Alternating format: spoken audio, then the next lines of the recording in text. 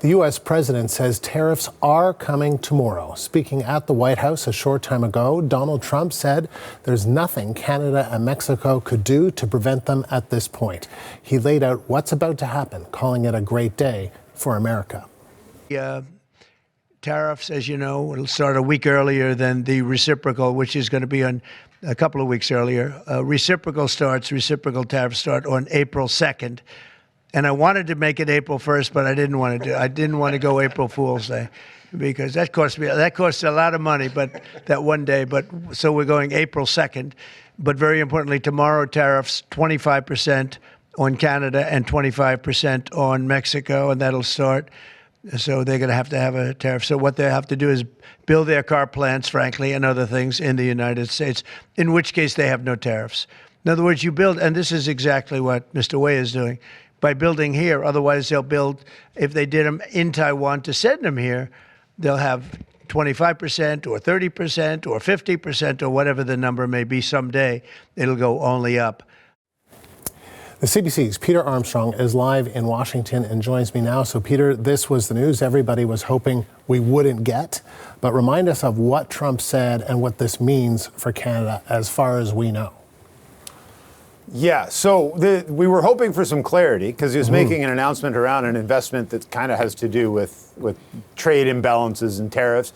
And boy, did we get, some clarity. He says we'll go ahead, and it's unclear, but it sounds like these will kick in as of midnight tonight.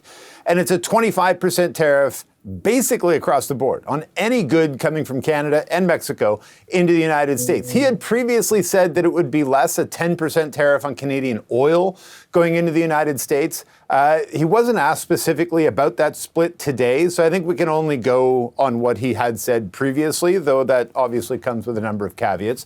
But it means everything coming into the United States now get hit by a tariff. And just I know we have this conversation a lot, but remember, a tariff is just a fancy word for tax. It is a tax paid by anybody who imports these goods. They pay it to the U.S. government. So if you're using steel to make nails for construction, your cost for steel will go up 25% as of midnight tonight. If you use Canadian oil, your cost to refine that into gasoline products like gasoline, diesel, jet fuel, those now go up by 10% overnight. Those costs will presumably be passed on to the consumer. Donald Trump keeps telling us that, well, no, it's the importing country that pays this, or the importing company, the exporting company that would pay this. It's not. It's American companies here, and they eventually pass that on to consumers. The American Tax Foundation has said this would lead to a $130 billion tax increase on American families, like a 1.2% hit to American family incomes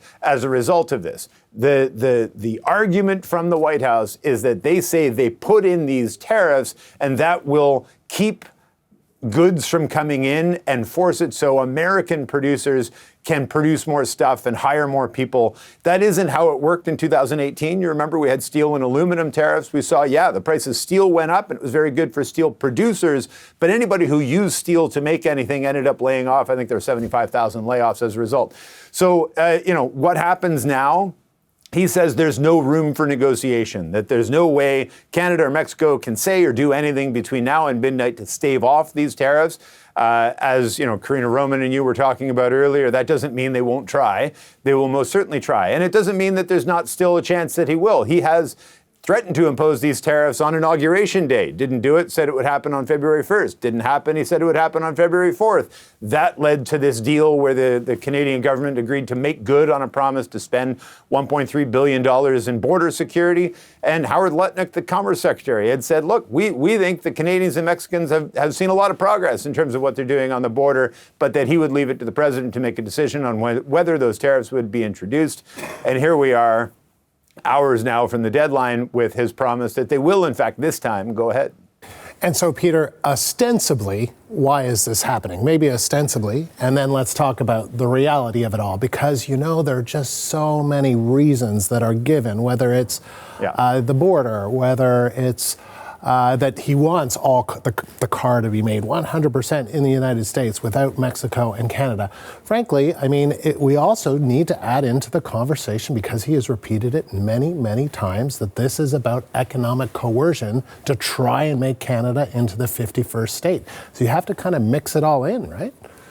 You do. And you have to sort of take a step back. What we do know, because there is what is said, there is what might happen, and then there's what we know will happen. And what we have already seen, Andrew, is that investment in Canada has slowed while investment in the United States has increased. And whether that's his sort of spoken desired impact, that is something Donald Trump would be very happy to see. And that is something that sort of aligns with all of the things that he has said leading up to this, right? We have seen importers in the United States increase the amount of stuff they're buying from Canadian producers to get ahead of this. That's good for, the moment in terms of you're a Canadian producer of steel. That's great for now, but the American importers are doing that to try to sort of, so they won't have to buy it once the tariff comes in, whether that's tonight or next month or whatever it may be.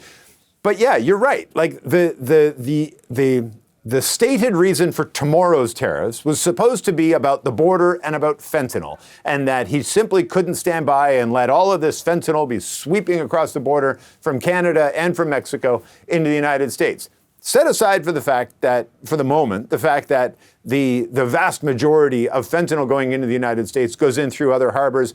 Let's say that's exactly what he wants to see happen. Well, Canada took immediate steps. Canada increased its spending along the border by $1.3 billion. It had sweeps to try to stop the number of people crossing into the border and the amount of goods crossing into the border illegally.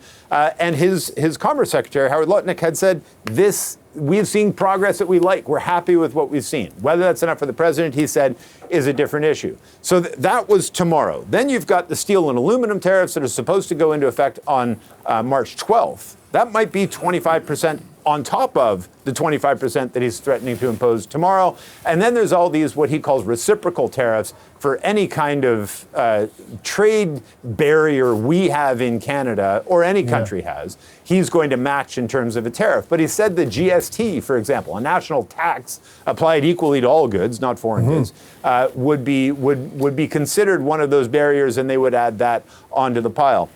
So there's a lot of mixed messaging. And even as Donald Trump was talking about tomorrow's tariffs, which are supposed to be, as you say, about drugs and fentanyl at the border, he said, well, the only way Canada and Mexico can possibly get out of this is to move their auto production out of Canada, Mexico, and into the United States, and that way they wouldn't have to pay the tariffs. So it's all very muddled. It's all very unclear. But remember, and you and I have talked about this a couple times now, that uncertainty, that unclearness is part of the playbook. They lean into that. They want to see that because they know if you're an auto company looking to build a new plant, you're not going to be looking at Canada and Mexico right now and think, well, you know what, the environment's really good for a $50 billion or $100 billion investment in a plant there. If you had to build it, you would probably be looking more at the United States right now.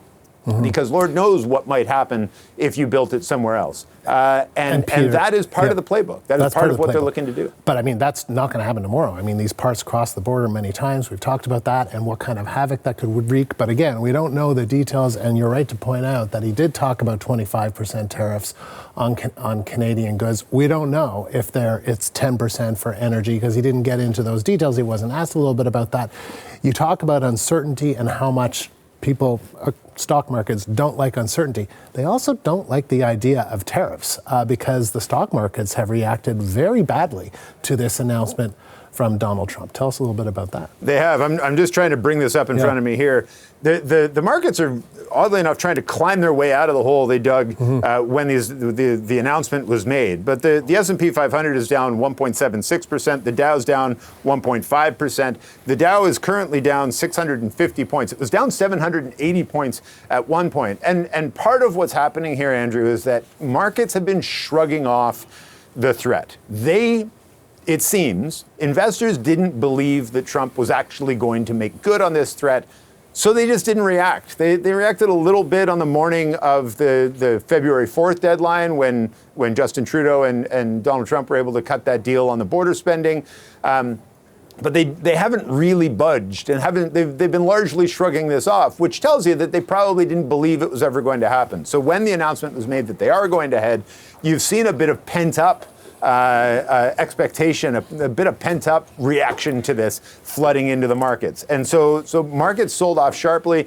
And that's important, if only because Donald Trump thinks of markets as sort of a proxy for opinion polls, that he reads these as something of a confidence, not just in the market or in those companies that are in those baskets of indexes, but in a confidence in him. And so it'll be interesting to see how the market sell-off will weigh into his decision over these next hours as we wait to see if there is, in fact, some kind of an 11th hour agreement or a deal to stave these off one more time.